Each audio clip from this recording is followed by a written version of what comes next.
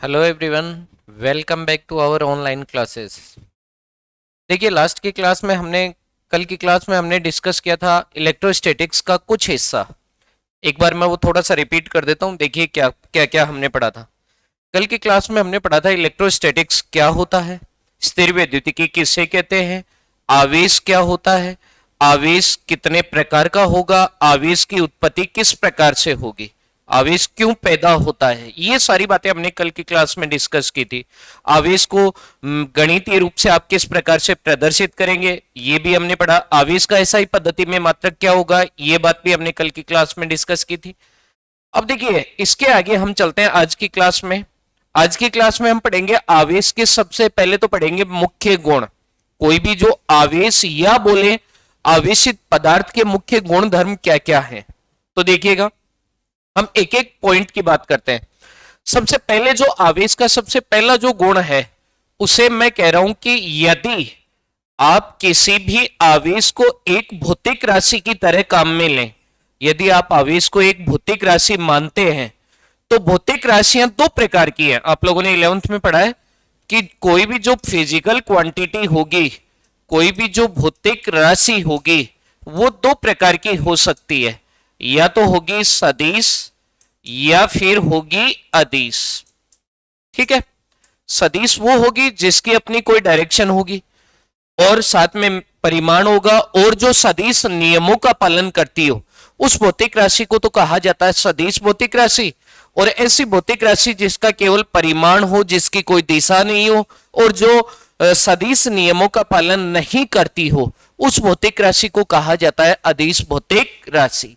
तो हम ये देख रहे हैं कि जो आवेश है वो एक पदार्थ का एक गुण है, और गुण होने के कारण इसकी कोई निश्चित दिशा नहीं है, और निश्चित दिशा नहीं है, इस कारण हम ये कह सकते हैं कि आवेश एक अदिश भौतिक राशि होती है। आवेश कैसी भौतिक राशि है? एक अदिश भौतिक राशि होती है। ठीक है, चलो, ये तो था आवेश का पहला गुण। अब देखो, जैसा मैंने अभी अभी बोला है कि अगर कोई भौतिक राशि सदिश होगी तो उसके द्वारा सदिश नियमों का पालन किया जाएगा, और यदि कोई भौतिक राशि अदिश होगी तो उसके द्वारा अदिश नियमों का या फिर जिन्हें कहा जाता है बीजगणितीय नियमों का पालन किया जाता है। कौन से नियमों का? बीजगणितीय नियमों का पालन किया जाता है। तो मैं अगला गुण है वो ये कह सकता हूं कि यदि आवेश एक अदिश भौतिक राशि है तो उस स्थिति में आवेश के द्वारा सदैव बीजगणितीय नियमों का पालन किया जाएगा। कौन से नियमों का? बीजगणितीय नियमों का पालन किया जाएगा। देखिएगा, इस बात को हम थोड़ा सा डिटेल में समझते हैं। मैंने कल भी बताया था, आज की क्लास में फिर से बता रहा हूं। मान लीजिए कि जैसे मान लो कि यह आपके पास एक निकाय है, कोई सिस्टम है, कोई पदार्थ है किसी भी प्रकार का। ठीक है, इस पदार्थ के अंदर इस पदार्थ को मैंने आवेशित कर रखा है। एक आवेश यहां रख दिया, एक यहां रख रखा है, एक यहां पड़ा है, एक यहां पड़ा है, एक यहां और एक हमने यहां।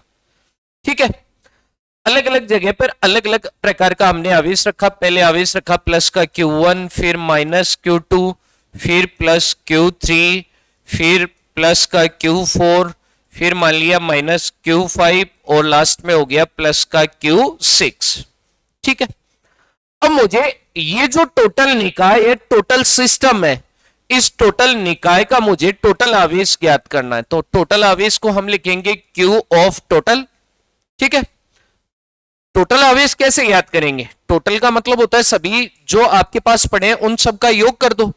तो हमारे पास में अलग अलग कितने आवेश पड़े हैं? 6। सबका योग करेंगे तो Q of total equals to Q1 plus, दूसरा देखो यहां पर माइनस Q2, तो यहां आगे हो गया माइनस का Q2, फिर प्लस Q3 प्लस का Q4, फिर Q5 फिर से नेगेटिव आ गया तो प्लस, फिर ब्रैकेट में माइनस का Q5 और लास्ट में प्लस का Q6। इस प्रकार से हम ये जो हमारे पास में निकाय पड़ा है इसका क्या ज्ञात करेंगे? टोटल आवेश। तो आवेशों का जो टोटल मान हमने ज्ञात किया है, वो टोटल मान ज्ञात करते समय जब हमने आवेशों को जोड़ा है तो जोड़ने के लिए चिन्ह का प्रयोग किया है। चिन्ह का प्रयोग करने का मतलब क्या हुआ कि जो आवेश पॉजिटिव है उससे पहले प्लस का सिंबल काम में लिया है, और जो आवेश नेगेटिव है उससे पहले हमने माइनस का सिंबल काम में लिया है। और इस प्रकार चिन्ह के साथ जो योग होगा उस योग को कहा जाता है बीजगणितीय योगफल। उसे क्या कहते हैं हम? बीजगणितीय योगफल। तो हम ये कह सकते हैं दूसरा आवेशों का मुख्य गुण हो गया कि आवेश एक अदिश भौतिक राशि है, इस कारण आवेशों के द्वारा सदैव बीजगणितीय योगफल प्रदर्शित किया जाता है। कौन सा योगफल? बीजगणितीय योगफल। और बीजगणितीय योगफल के लिए आप ध्यान में रखोगे कि ऐसा योगफल जो चिन्ह के साथ होता हो उस योगफल को क्या कहा जाता है? बीजगणितीय योगफल। ये आवेश के दो मुख्य गुण हो गए। अगले गुण की बात करते हैं, देखिएगा। अगला गुण है नंबर 3। तीसरा जो गुण है वो ये कहता है कि किसी भी वस्तु के स्थिर होने और गतिशील होने पर, या तो स्थिर है या गतिशील है, तो इन दोनों कंडीशन में स्थिर होगी तो भी उसके ऊपर उतना ही आवेश रहेगा, और गतिशील हो जाएगी तो भी उसके आवेश के मान में कोई बदलाव नहीं होगा।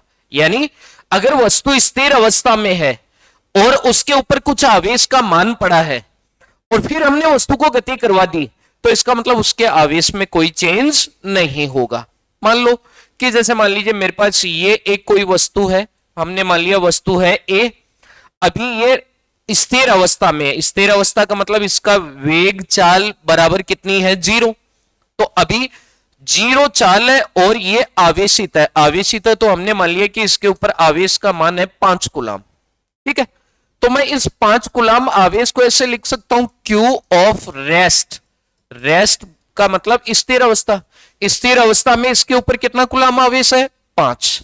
अब मान लेते हैं कि ये वस्तु इस डायरेक्शन के अंदर गति करने लग गई, यानी इस कंडीशन में ए के लिए, इस पिंड के लिए v नॉट इक्वल टू 0। ठीक है, तो भी इस कंडीशन में q ऑफ मोशन, यानी अब गतिशील अवस्था में जो चार्ज होगा उसका मान भी उतना ही होगा जितना कौन सी अवस्था में था? स्थिर अवस्था में। इस सिद्धांत को कहा जाता है आवेश का निश्चरता का सिद्धांत। इसे कहा जाता है आवेश का निश्चरता का सिद्धांत। यानी किसी भी आवेशित पिंड की गति के कारण उसके आवेश के मान पर कोई प्रभाव नहीं पड़ता, और इस सिद्धांत को कहते हैं हम आवेश का निश्चरता का सिद्धांत। यह आवेश का तीसरा मुख्य गुण हो गया। ठीक है, अगला देखो, अगला एक बहुत ही अच्छा इंपॉर्टेंट गुण है, ध्यान देना। सवाल उठता है कि क्या किसी पिंड को आवेशित करने से उसके द्रव्यमान पर कोई प्रभाव पड़ता है? तो इसका जवाब है जी हां, उसके द्रव्यमान के ऊपर क्या पड़ेगा? प्रभाव। देखिए कैसे प्रभाव पड़ेगा। सपोज करना, मान लीजिए कि ये मेरे पास एक पहला पिंड है। सपोज करो कि ये हमारे पास में एक पहला पिंड है जिसे हमने किससे दर्शा दिया? ए से। ठीक है, अभी ये उदासीन अवस्था में है। उदासीन अवस्था का मतलब इसके लिए Q बराबर कितना हो गया? 0। इसका टोटल आवेश कितना है? 0। ठीक है, अब मैं क्या करता हूं? मैं इसे आवेशित कर सकता हूं। इसे मैं क्या कर सकता हूं? आवेशित। आवेशित करूंगा तो दो प्रकार से आवेशित कर सकता हूं, या तो मैं इसे आवेशित करूंगा धनावेशित, या मैं इसे आवेशित के रूप में करूंगा ऋण आवेशित, या तो पॉजिटिव और या फिर हो जाएगा ये नेगेटिव। ठीक है, तो देखिएगा, अगर मैं इसे पॉजिटिव आवेशित करता हूं तो इसका मतलब इसमें से इलेक्ट्रॉन की क्या होगी? कमी। और यदि मैं इसे नेगेटिव आवेशित करता हूं तो इसका मतलब इस पर इलेक्ट्रॉन की क्या होगी? वृद्धि। भाई इसे आवेशित करने के लिए मुझे इलेक्ट्रॉन का स्थानांतरण करना पड़ेगा, और इलेक्ट्रॉन का स्थानांतरण दो प्रकार से होगा, या तो इसमें से इलेक्ट्रॉन बाहर निकालेंगे या फिर इसके ऊपर इलेक्ट्रॉन बाहर से और दे देंगे। तो इलेक्ट्रॉन की अगर कमी होगी तो ये पॉजिटिव आवेशित होगा, और यदि इलेक्ट्रॉन की वृद्धि होगी तो ये कैसा आवेशित होगा? नेगेटिव। ठीक है, अब आप जानते हैं कि कोई भी जो इलेक्ट्रॉन है उसका अपना एक निश्चित द्रव्यमान होता है। कोई भी जो इलेक्ट्रॉन है उसका अपना एक निश्चित क्या होगा?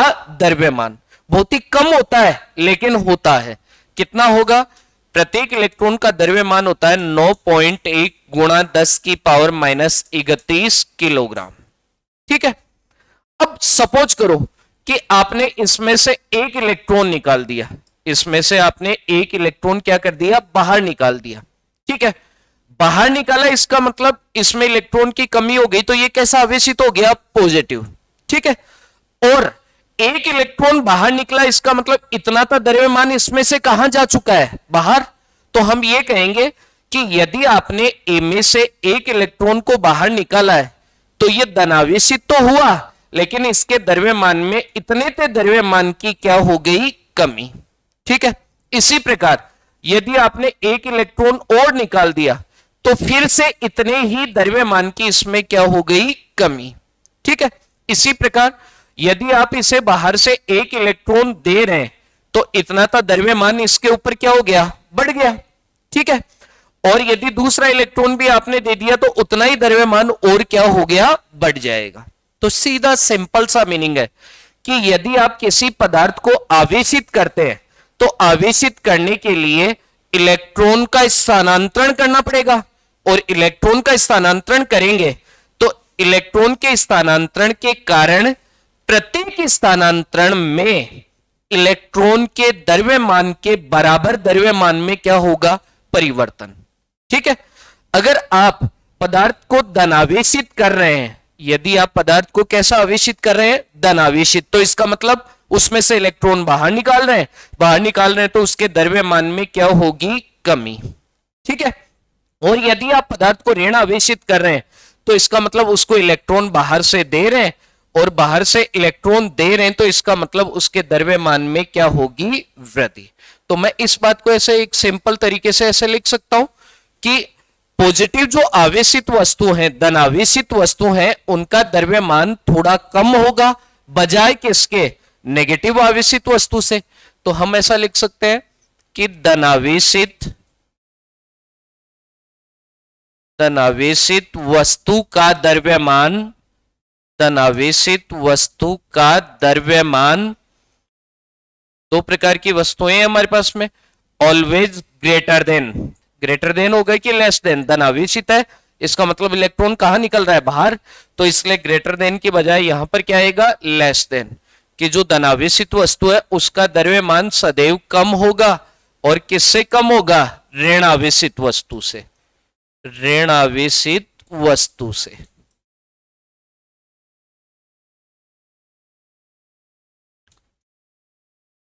ठीक है, हमने क्या कहा कि जब भी आप किसी पदार्थ को आवेशित करते हैं तो आवेशित करने के लिए इलेक्ट्रॉन का स्थानांतरण करना पड़ेगा, और इलेक्ट्रॉन का स्थानांतरण होगा तो इलेक्ट्रॉन के स्थानांतरण के कारण इलेक्ट्रॉन, प्रत्येक स्थानांतरण में इलेक्ट्रॉन के द्रव्यमान के बराबर द्रव्यमान का भी क्या होगा, स्थानांतरण। तो अतः यदि इलेक्ट्रॉन बाहर निकल रहे हैं तो द्रव्यमान की कमी, और यदि इलेक्ट्रॉन आ रहे हैं बाहर से तो इसका मतलब द्रव्यमान की क्या होगी, वृद्धि। ठीक है, इसलिए हमने लिख दिया कि धनावेशित वस्तु का द्रव्यमान हमेशा थोड़ा सा कम होगा, किससे, ऋण आवेशित वस्तु के द्रव्यमान से। ठीक है, अब कितने द्रव्यमान का बदलाव हुआ, अगर दो वस्तुओं को हम दो वस्तुओं को आवेशित करें या दो वस्तुओं के मध्य इलेक्ट्रॉन का स्थानांतरण कर रहे हैं तो उनके बीच में कितने द्रव्यमान का स्थानांतरण हुआ, इस बात का हम पता कैसे करें। तो देखिएगा, मान लो कि ये वही एग्जांपल वापस से ले रहे हैं, ये हमारे पास में एक वस्तु है ए और ये हमारे पास में दूसरी वस्तु है बी। ठीक है, इधर ए से इलेक्ट्रॉन बी में जा रहे हैं तो ए तो हो गया धनावेशित और बी हो गया ऋण आवेशित, ये तो आवेश की बात हुई। ठीक है, यदि यहां से एक इलेक्ट्रॉन का स्थानांतरण हुआ तो कितना द्रव्यमान स्थानांतरित हुआ, स्थानांतरित द्रव्यमान को मैं लिख रहा हूं डेल्टा एम से। डेल्टा एम का मतलब क्या होगा, स्थानांतरित द्रव्यमान, दोनों के बीच में कितने द्रव्यमान का स्थानांतरण हो रहा है। तो डेल्टा एम बराबर होगा, किसके बराबर होगा, एक इलेक्ट्रॉन का स्थानांतरण हुआ तो डेल्टा एम बराबर एक इलेक्ट्रॉन का क्या हो गया, द्रव्यमान।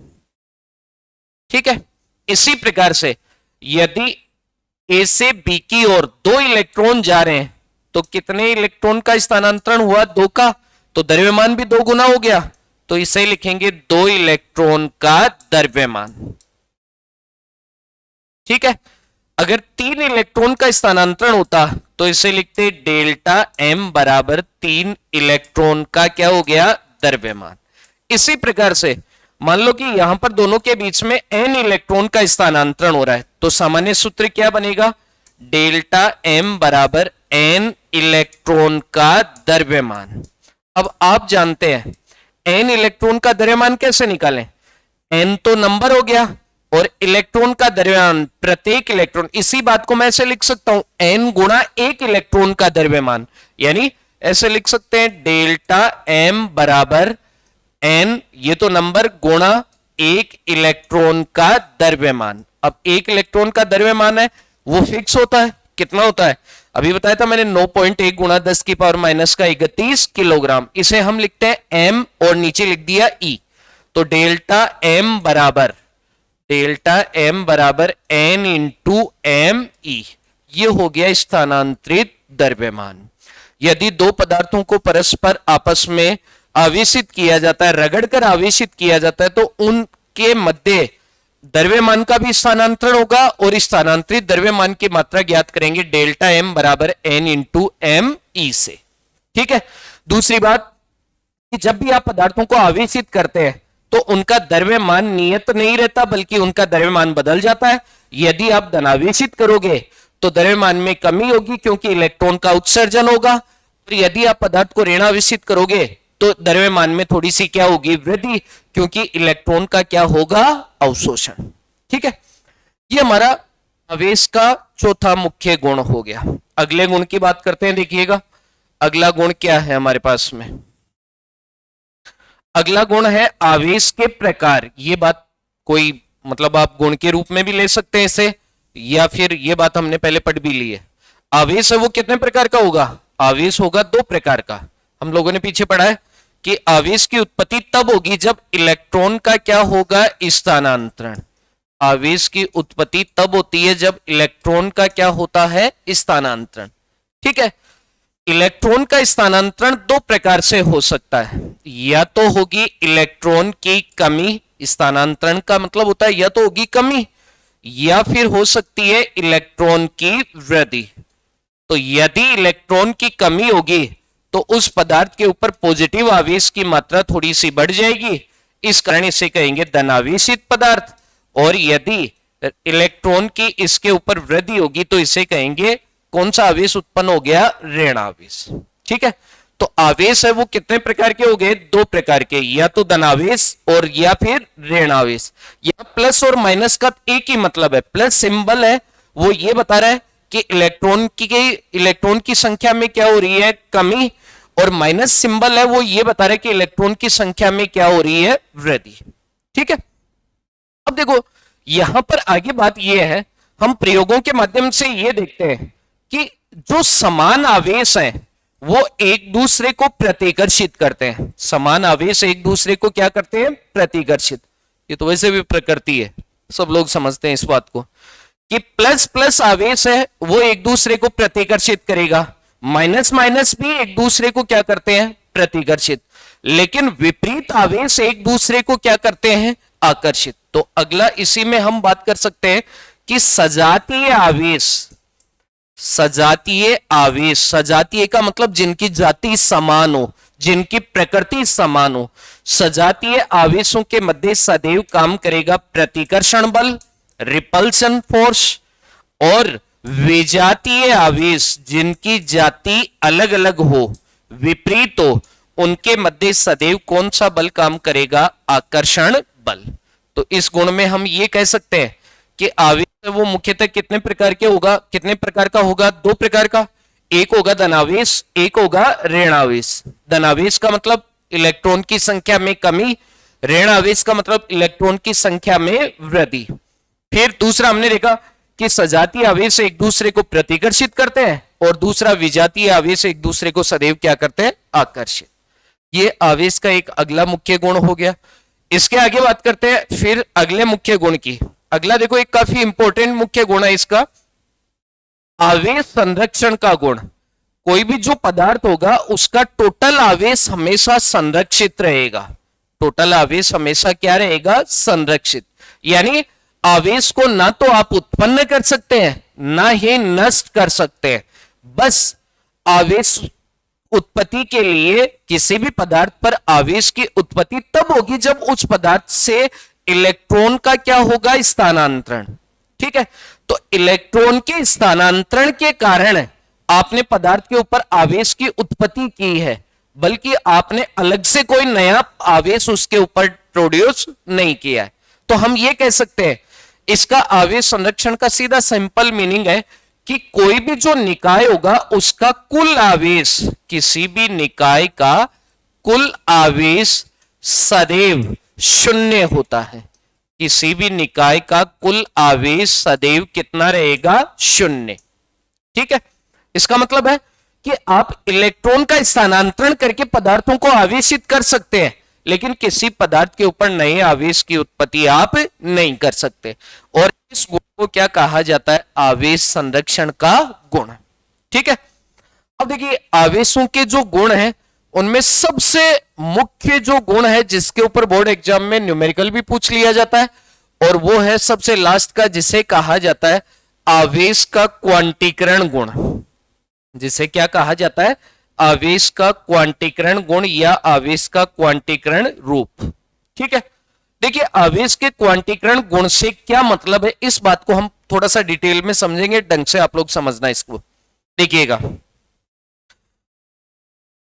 ये मेरे पास, मैं इस आवेश के क्वांटीकरण गुण को समझाने के लिए दो पिंड काम में ले रहा हूं।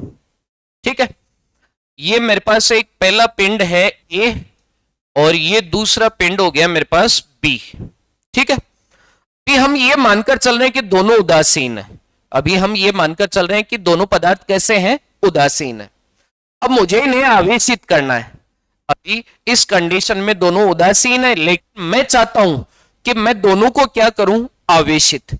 तो आवेशित करने का एक ही तरीका है, फंडामेंटल एक ही है, क्या है कि इनके बीच में इलेक्ट्रॉन का क्या होना चाहिए, स्थानांतरण। इनके मध्य इलेक्ट्रॉन का क्या होना चाहिए, स्थानांतरण। तो इलेक्ट्रॉन का स्थानांतरण करते हैं। तो मान लो कि ए से इलेक्ट्रॉन निकल रहे हैं और किस में जा रहे हैं, बी में। ए से इलेक्ट्रॉन निकलकर किस में जा रहा है, बी में।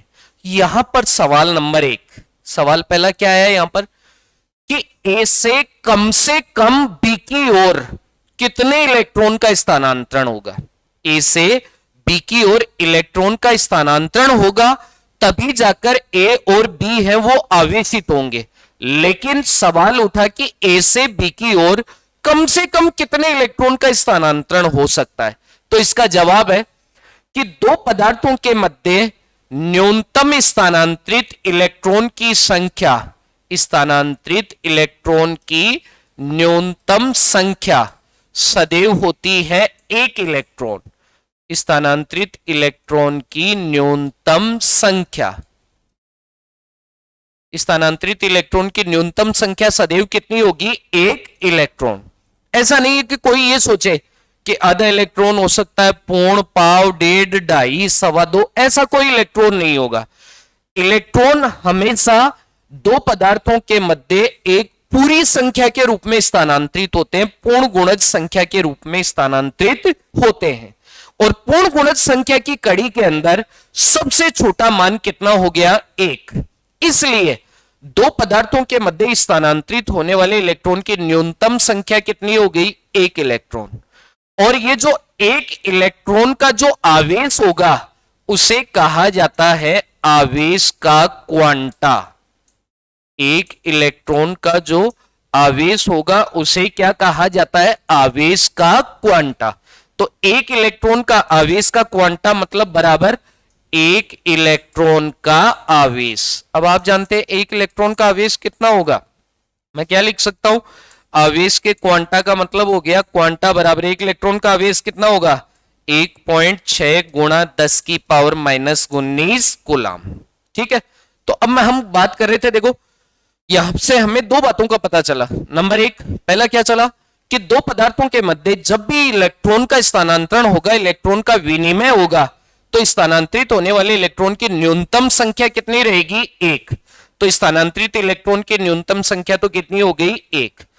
और इस न्यूनतम संख्या के कारण जब इलेक्ट्रॉन न्यूनतम संख्या के रूप में स्थानांतरित होगा तो पदार्थ पर जाहिर सी बात है एक इलेक्ट्रॉन की या तो कमी होगी या एक इलेक्ट्रॉन की क्या होगी, वृद्धि। और इस कमी या वृद्धि के कारण पदार्थ के ऊपर किसकी उत्पत्ति होगी, आवेश की। और ये जो आवेश स्थानांतरित इलेक्ट्रॉन की संख्या न्यूनतम है तो उत्पन्न आवेश भी क्या होगा, न्यूनतम। और आवेश उत्पन्न आवेश के न्यूनतम मान को क्या कहा जाता है, आवेश का क्वांटा। इसलिए आवेश के क्वांटा का मान कितना हो गया, 1.6 गुणा 10 की पावर माइनस का 19 कूलम, जो प्लस का भी हो सकता है और माइनस का। भाई एक इलेक्ट्रॉन की कमी भी हो सकती है और एक इलेक्ट्रॉन की क्या हो सकती है, वृद्धि। ठीक है, तो आवेश के क्वांटा किसी भी पदार्थ पर, क्वांटा का मतलब यूं समझ लो कि किसी भी पदार्थ पर कम से कम आवेश कितना पैदा होगा, या तो प्लस का या माइनस का, 1.6 गुणा 10 की पावर माइनस का 19 कूलम। ठीक है, अब कोई जरूरी नहीं है कि दो पदार्थों के मध्य एक ही इलेक्ट्रॉन का स्थानांतरण हो, एक से ज्यादा भी इलेक्ट्रॉन का स्थानांतरण हो सकता है। तो जब एक इलेक्ट्रॉन का स्थानांतरण हुआ, सबसे पहले हमने मान लिया कि ए से बी की ओर एक इलेक्ट्रॉन का स्थानांतरण हुआ, तो ए से इलेक्ट्रॉन निकला, इस कारण ए पर आवेश क्यू ए या पॉजिटिव, क्योंकि इलेक्ट्रॉन की यहां पर क्या हो गई, कमी। दूसरा, ये इलेक्ट्रॉन बी पर चला गया तो इलेक्ट्रॉन की वृद्धि हो गई, इसलिए क्यू बी, बी का आवेश कैसा हो गया, नेगेटिव। ठीक है, ये तो प्लस और माइनस प्रकृति को दर्शा रहे हैं। अब सवाल उठा कि आवेश हुआ कितना, तो यहां पर एक इलेक्ट्रॉन की कमी हुई, तो मतलब आवेश और किस पर, एक इलेक्ट्रॉन के आवेश के बराबर, एक इलेक्ट्रॉन के आवेश के बराबर। ठीक है, ऐसा इधर क्यू बी नेगेटिव है लेकिन कितना, एक इलेक्ट्रॉन के आवेश के बराबर, वही बात आ गई। फिर यदि यहां से दो इलेक्ट्रॉन का स्थानांतरण हो, यदि कितने इलेक्ट्रॉन का स्थानांतरण हो, दो का, अब की बार ए पर आवेश क्या होगा, क्यू ए बराबर, दो इलेक्ट्रॉन निकल गए तो प्लस, अब कितना आवेश, दो इलेक्ट्रॉन के आवेश के बराबर, और इधर क्यू बी बराबर, इधर कितने आवेश आ गए, दो आ गए तो माइनस, और कितने आए, 2e। अब देखिए यहां पर ये तो एक इलेक्ट्रॉन का आवेश है जिसे बोला जा रहा है आवेश का क्वांटा, जिसका मान है 1.6 गुणा 10 की पावर माइनस 19 कूलम। इसे हम E लिख सकते हैं, इसे हम क्या लिख सकते हैं, E। तो ये हमें इतनी बड़ी बात नहीं लिखनी पड़ेगी। अब देखो शॉर्ट में लिखेंगे, आगे देखना। अगर यहां से 3 इलेक्ट्रॉन का स्थानांतरण होगा तो ए पर क्या होगा, क्यू ए बराबर प्लस 3e, पर आवेश क्या होगा, क्यू बी बराबर माइनस का 3e। इसी प्रकार 4 इलेक्ट्रॉन का स्थानांतरण क्यू ए बराबर का 4e और बी पर हो जाएगा क्यू बी बराबर माइनस का 4e। अगर n इलेक्ट्रॉन का स्थानांतरण होगा तो ए पर तो आवेश क्या हुआ, क्यू ए बराबर प्लस का ne, और बी पर आवेश हो गया क्यू बी बराबर माइनस का ne। ठीक है, तो एक साथ इसे लिखेंगे तो हम क्या लिखेंगे कि किसी भी पदार्थ पर उत्पन्न होने वाला टोटल आवेश Q बराबर या तो प्लस का होगा या किसका होगा, माइनस का। प्लस का भी हो सकता है और माइनस का भी। तो Q बराबर प्लस माइनस और आगे N और ये हो गया E। इसका मतलब देखो समझना, इसे ही कहा जाता है आवेश का क्वांटीकरण। देखिएगा, किसी भी पदार्थ पर उत्पन्न होने वाला टोटल आवेश अपने न्यूनतम मान का सदैव क्या होता है, पूर्ण गुणज। अपने न्यूनतम मान का सदैव क्या होगा, पूर्ण गुणज। और ये न्यूनतम जो मान है वो हम पहले डिस्कस कर चुके हैं कि आवेश के न्यूनतम मान को क्या कहा जाता है, आवेश का क्वांटा। और n हो गया एक पूर्ण गुणज संख्या, n क्या हो गया, पूर्ण गुणज संख्या, जिसे कहा जाता है स्थानांतरित इलेक्ट्रॉन की संख्या। जिसे क्या बोलते हैं, स्थानांतरित इलेक्ट्रॉन की संख्या। तो हम ये कह सकते हैं कि आवेश के क्वांटीकरण गुण के अनुसार किसी भी पदार्थ पर उत्पन्न होने वाला टोटल आवेश आवेश के क्वांटा का सदैव पूर्ण गुणज होता है, और इसी कारण इस गुण को कहा जाता है आवेश का क्वांटीकरण गुण। ठीक है, ये जो n नंबर है वो हमेशा एक पूरी संख्या होगी, 1 2 3 4 5 6 7 8 10 50 100 ऐसे। का मान कभी भी भिन्न संख्या के रूप में नहीं होगा कि आप मान लो कि n का मान 1.5, 1.25, 2.5, 4.25 ऐसा कुछ भी नहीं होगा। n हमेशा एक पूरी संख्या होगी। और इस प्रकार से ये आवेश के हमारे पास में क्या हुए कुछ मुख्य गुण। तो देखिए ये जो आवेश का क्वांटीकरण गुण है ये काफी इंपॉर्टेंट है। अब इसके ऊपर हम कुछ सवाल करते हैं। इसके ऊपर सवाल किस प्रकार से पूछ सकता है? इसके ऊपर सवाल हमें दो प्रकार से पूछ सकता है। या तो हमें आवेश का मान पूछेगा, और आवेश का मान पूछेगा तो स्थानांतरित इलेक्ट्रॉन की हमें संख्या दी हुई मिलेगी। या फिर दूसरा आवेश देखकर यह पूछ सकता है कि स्थानांतरित इलेक्ट्रॉन की संख्या क्या होगी, या फिर इतना आवेश इसके ऊपर उत्पन्न हो सकता है अथवा नहीं हो सकता। यानी तीन टाइप के क्वेश्चन हो गए इसके ऊपर। देखिएगा, मान लो कि आपको क्वेश्चन दे रखा है। क्वेश्चन क्या है? क्वेश्चन थोड़ा वर्बली समझना, अभी टाइप नहीं है इसके ऊपर, इसलिए थोड़ा सा आप कोशिश करें अपनी तरफ से। मैं आपको वर्बली बोल के बता रहा हूं, थोड़ा ध्यान देने की कोशिश करना। देखिएगा क्वेश्चन क्या है कि मान लीजिए कि आपके पास दो पदार्थ हैं। मैं पदार्थ दो प्रकार के, अलग अलग प्रकार के पदार्थ ले रहा हूं, ठीक है। एक मैंने ले लिया कांच की स्केल, और दूसरा मैंने ले लिया सिल्क का कपड़ा। एक तो मैंने कांच की स्केल ले ली और एक मैंने ले लिया सिल्क का कपड़ा। कांच की स्केल को सिल्क के कपड़े से मैंने रगड़ा, कांच की स्केल को सिल्क के कपड़े से मैंने रगड़ा, तो कांच से सिल्क में 10 इलेक्ट्रॉन का स्थानांतरण हो रहा है, या यूं मान लो 5 इलेक्ट्रॉन का स्थानांतरण हो रहा है। तो हमारे पास में देखो क्या क्या बातें हैं। आपको जो जो दे रखा है वो हम लिख लेते हैं यहां पर गिवन, ठीक है। हमारे पास में दो चीजें हैं, एक है कांच, ठीक है, और दूसरा हो गया हमारे पास में सिल्क, ठीक है। अब कहा जा रहा है कांच को सिल्क से रखने से कांच से सिल्क में इलेक्ट्रॉन का स्थानांतरण हो रहा है। कांच से किस में स्थानांतरण हो रहा है? सिल्क में। यानी कांच से इलेक्ट्रॉन निकल रहे हैं, सिल्क पर इलेक्ट्रॉन जा रहे हैं, तो एक में कमी हो रही है, एक में क्या हो रही है? वृद्धि। किस में कमी हुई? कांच में। तो जाहिर सी बात है कि कांच के ऊपर कैसा आवेश होगा? पॉजिटिव। सिल्क में इलेक्ट्रॉन की हो रही है तो कैसा आवेश होगा? नेगेटिव, ठीक है। अब कह रहे कांच और सिल्क दोनों के ऊपर उत्पन्न आवेश का मान ज्ञात करो। तो मैंने मान लिया कि कांच का आवेश है Qg, G का मतलब हो गया ग्लास, और सिल्क के ऊपर आवेश है Qs, S का मतलब हो गया सिल्क, ठीक है। आवेश ज्ञात करने के लिए हमें पता है कि आवेश ज्ञात करने का तरीका है Q बराबर plus minus N into E, जिसमें N है स्थानांतरित इलेक्ट्रॉन की संख्या और E हो गया क्या? आवेश का क्वांटा, जिसका मान हमेशा फ्री में साथ में रहेगा। याद रखना है 1.6 गुणा 10 की पावर माइनस का 19 कूलम, ठीक है। अब आपको कहा जा रहा है कि यहां स्थानांतरित इलेक्ट्रॉन की संख्या N बराबर कितना दे रखा है? 5। तो सबसे पहले Qg बराबर, कांच के ऊपर कैसा आवेश है? पॉजिटिव, तो प्लस Ne रख दीजिए वैल्यू, प्लस N का मान 5 गुणा 1.6 गुणा 10 की पावर माइनस का 19 कूलम। इसी प्रकार सिल्क पर इलेक्ट्रॉन आ रहे हैं, आने के कारण इसके ऊपर नेगेटिव चार्ज, तो ये हो गया माइनस का Ne माइनस वही 5 गुणा 1.6 गुणा 10 की पावर माइनस का 19 कूलम, ठीक है। ये दोनों के ऊपर आवेश का मान। एक तो इस प्रकार से आपको सवाल पूछ सकता है। इसी सवाल के अंदर आपको इसके साथ में ये पूछ सकता है कि ये जो कांच और सिल्क या फिर कोई भी जो पदार्थ दे रखे हैं, इनके ऊपर उत्पन्न होने वाले आवेश और आवेश की प्रकृति। तो आवेश का मान तो आप इस प्रकार से निकाल लोगे, और प्रकृति से मतलब है कौन सा पॉजिटिव होगा और कौन सा नेगेटिव। तो पॉजिटिव नेगेटिव का पता करने का एक ही तरीका है। क्या तरीका है? कि अगर इलेक्ट्रॉन का उत्सर्जन हो रहा है तो पॉजिटिव, और यदि इलेक्ट्रॉन ग्रहण किए जा रहे हैं, इलेक्ट्रॉन की वृद्धि होती है, तो कैसा हो गया? नेगेटिव, ठीक है। एक तरीका तो ये है, एक सवाल तो इस प्रकार से आपको पूछ सकता है। दूसरा, इसके अंदर उल्टा पूछ सकता है कि जैसे आपको आवेश दे दिया और स्थानांतरित होने वाले इलेक्ट्रॉन की संख्या पूछ ली।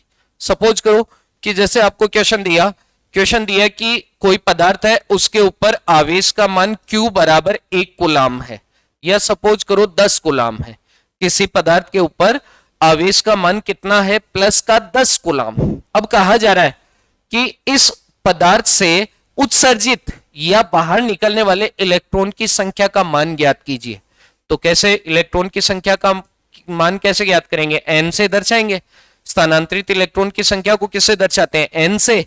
तो वही q बराबर क्या होगा? n। है तो n बराबर हो गया q बटा e। मान लीजिए q का मान हो गया बटा e का मान वही 1.6 गुणा 10 की पावर माइनस का 19 कूलम। सोल्व कर दो इसे। ये पॉइंट हटाया हो गया और ये बच गया 1/16 गुणा 100 गुणा ये पावर ऊपर चली गई 10 की पावर माइनस का 19। ये इसमें से माइनस हो गए 10 की पावर माइनस का 17 और बटा में हो गया 16। इसे गुणा भाग करके सोल्व कर दो। ये क्या हो जाएगा? स्थानांतरित इलेक्ट्रॉन की संख्या। ठीक है। तीसरे टाइप का इसके ऊपर क्वेश्चन ऐसे पूछ सकता है कि आपको आवेश दे दिया और आवेश देकर यह पूछ लिया कि क्या यह आवेश किसी पदार्थ के ऊपर उत्पन्न हो सकता है अथवा नहीं। तो जैसे मैं कहूं कि आपको कहा जा रहा है कि Q बराबर 1.6 गुणा 10 की पावर माइनस 17 कूलम आवेश किसी पदार्थ पर उत्पन्न हो सकता है अथवा नहीं। तो इस बात का पता करने के लिए हम कैसे पता करें? इस बात को हम कैसे ज्ञात करें? तो इसका तरीका है कि हम स्थानांतरित इलेक्ट्रॉन की संख्या ज्ञात कर लेते हैं। भाई आवेश पैदा हो रहा है तो इसका मतलब इलेक्ट्रॉन का स्थानांतरण हुआ तभी तो आवेश उत्पन्न हुआ।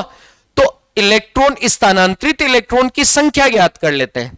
यदि स्थानांतरित होने वाले इलेक्ट्रॉन की संख्या एक पूरी संख्या है, पूर्ण गुणज संख्या है, तब तो ये आवेश उत्पन्न हो सकता है, वरना इस आवेश की उत्पत्ति संभव नहीं है। तो कैलकुलेट करते हैं। देखो n निकालना है हमें। n निकालने के लिए वही मेथड q बराबर n e। n बराबर क्या होगा? q बटा e। q का मान 1.6 गुणा 10 की पावर माइनस का 17 और डिवाइड बाई 1.6 गुणा 10 की पावर माइनस का 19। सरल कर दो। ये तो कैंसिल, ऊपर गया तो 10 की पावर 2 प्लस की शेष रह गई, यानी 10 की पावर 2 का मतलब 100। पूरी संख्या आ रही है, पूरी संख्या आ रही है, इसका मतलब इतने आवेश की उत्पत्ति संभव है। इसी प्रकार जैसे दूसरा क्वेश्चन मैं इधर लिख रहा हूं कि आपको कहा जाए कि Q बराबर 1.6 गुणा 10 की पावर माइनस का 22 कूलम आवेश उत्पन्न हो सकता है अथवा नहीं। तो वही मेथड n ज्ञात करना है। n बराबर Q बटा E।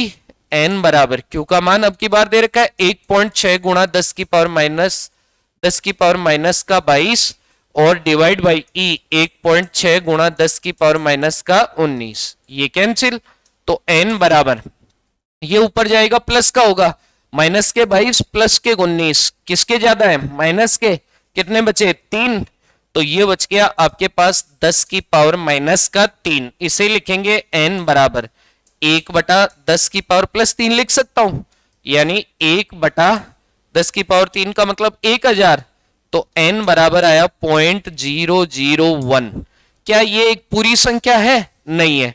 तो इसका मतलब किसी पदार्थ के ऊपर ये वाला आवेश उत्पन्न नहीं हो सकता, जबकि इस आवेश की उत्पत्ति क्या है? संभव है। तो इस प्रकार आवेश के क्वांटीकरण गुण के आधार पर हमें 3 प्रकार के क्वेश्चन पूछ सकता है और मैंने तीनों प्रकार के क्वेश्चन आपको बता दिए। ठीक है, चलो आगे देखते हैं।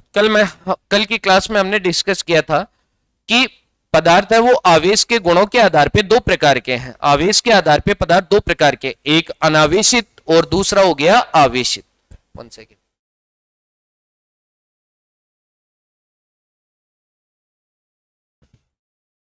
आवेश वो पदार्थ हैं वो 2 प्रकार के हैं, एक अनावेशित दूसरा आवेशित। कोई भी पदार्थ है वो अपने आप आवेशित नहीं हो सकता, अपने आप तो वो अनावेशित ही पड़ा रहेगा, लेकिन उसे आवेशित बनाने के लिए हम है ना, हम जिम्मेदार हैं। कोई भी काम करते हैं तो उसके लिए हम ही लोग जिम्मेदार होते हैं। तो वही बात यहां पर है कि किसी भी पदार्थ को अनावेशित से आवेशित बनाने के लिए हम जिम्मेदार होते हैं और हम अपने आप जिम्मेदार नहीं होंगे। कहने का मतलब हमें कोई ना कोई प्रक्रिया लागू करनी पड़ेगी। तो हम ये कह सकते हैं कि किसी भी पदार्थ को अनावेशित से आवेशित बनाने की जो प्रक्रिया है वो प्रक्रिया कहलाती है आवेशन प्रक्रिया। उस प्रक्रिया को क्या कहा जाता है? आवेशन प्रक्रिया। ठीक है, आवेशन की ये जो विधियां हैं वो है 3 करके किसी भी पदार्थ को तीन प्रकार से हम आवेशित कर सकते हैं। पहली विधि आवेशित करने की है, उसे कहा जाता है घर्षण के द्वारा। किसी भी पदार्थ को आवेशित करने का पहला और सबसे कॉमन तरीका है, उसे कहा जाता है घर्षण, बाय फ्रिक्शन। किसी भी पदार्थ को आप घर्षण रगड़कर जो आवेशित करने की प्रक्रिया है, उस प्रक्रिया को क्या कहा जाता है? घर्षण के द्वारा आवेशन। देखिए इस विधि में क्या होगा, इस विधि का सामान्य सिंपल मीनिंग है कि यदि दो पदार्थों को आपस में रगड़ते हुए आवेशित किया जाए तो यह प्रक्रिया क्या कहलाती है? यह प्रक्रिया कहलाती है घर्षण के द्वारा आवेशन। मान लो इस विधि का प्रयोग मूल रूप से तब किया जाता है जब दोनों पदार्थ कैसे हों? उदासीन। तो उस स्थिति में हम कौन सी विधि का प्रयोग कर सकते हैं? घर्षण विधि का। दूसरी बात, यह विधि है वो सर्वाधिक प्रचलन में आती है कुचालक पदार्थों पर।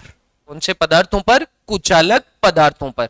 क्योंकि यदि आप इसे चालकों के ऊपर लागू करोगे तो उस स्थिति में इसका जो आवेश उत्पन्न होगा चालकों का, वो इतनी ज्यादा मात्रा में नहीं होगा, इसमें बहुत ज्यादा ऊर्जा की आवश्यकता पड़ती है। इसलिए हम इस विधि का प्रयोग सबसे पहले सर्वाधिक मात्रा में किसके ऊपर करते हैं? कुचालकों पर। तो देखिए घर्षण में क्या होगा, ये मान आपके पास ए और दूसरा हो गया बी। इन दोनों को आपस में हमने रगड़ा, रगड़ने का मतलब इनके मध्य आपस में क्या करवाया हमने? घर्षण। और घर्षण कर तो कि घर्षण की प्रक्रिया करने के लिए हमें कार्य करना पड़ता है। कार्य में क्या खर्च होगी? ऊर्जा। और कार्य ऊर्जा परमेय कहती है कि कार्य में खर्च की गई ऊर्जा दोनों सतह के बीच में उत्पन्न होगी, कि इन दोनों को रगड़ने के लिए हमें कार्य करना पड़ा। इस प्रकार से हमने कार्य किया और कार्य में जो ऊर्जा हमने वो इन दोनों की सतह के बीच में उत्पन्न हो गई, यहां ऊष्मा के रूप में उत्पन्न हो गई। अब जिस का कार्य फलन कम होगा वो पदार्थ इस ऊर्जा का अवशोषण करेगा और उस पदार्थ से निकलकर दूसरे पदार्थ पर क्या हो जाएंगे? स्थानांतरित। तो मान लेते हैं कि ए पदार्थ का कार्य फलन बी की तुलना में कम है, तो इसका मतलब तो ऊर्जा क्या करेगा? तो ए ने ऊर्जा का क्या किया? अवशोषण। और ए ने ऊर्जा का अवशोषण किया तो ए से इलेक्ट्रॉन निकल कर किस में चले गए? बी में।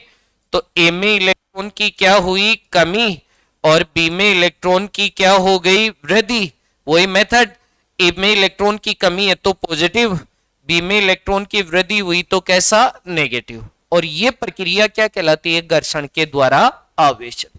ठीक है, इस प्रक्रिया में आपने देखा कि दोनों पदार्थों के मध्य स्थानांतरित होने वाली इलेक्ट्रॉनों की संख्या दोनों पदार्थों के लिए बराबर रहेगी। भाई जितने ए से इलेक्ट्रॉन निकले उतने ही इलेक्ट्रॉन बी पर स्थानांतरित हो गए, इसलिए हम ये कह सकते हैं कि दोनों के मध्य स्थानांतरित होने वाले इलेक्ट्रॉन की संख्या क्या रहेगी? समान।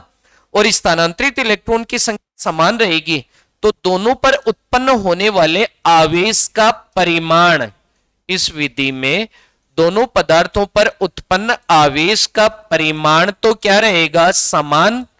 लेकिन उत्पन्न आवेश की प्रकृति क्या रहेगी? विपरीत। क्योंकि एक पदार्थ से इलेक्ट्रॉन निकल रहे हैं और दूसरे पदार्थ पर इलेक्ट्रॉन जा रहे हैं।